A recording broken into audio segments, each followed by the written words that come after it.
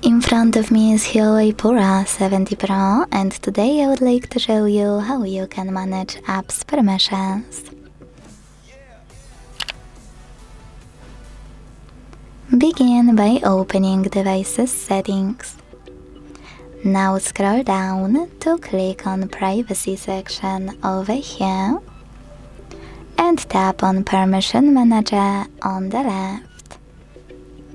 Following that, choose one of your device's features to manage, like location, and tap on one of your apps under one of those sections, allowed all the time or denied.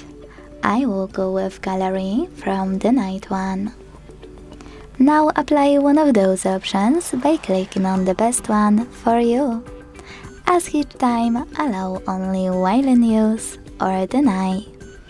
I will go with allow only while in use, so when I tap and go back,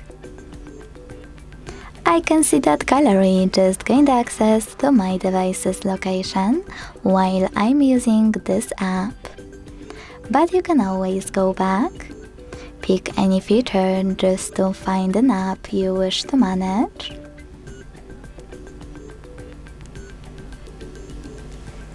and instead of picking any of those options, click on See All Permissions here. Then manage all of those only for chosen app the same way.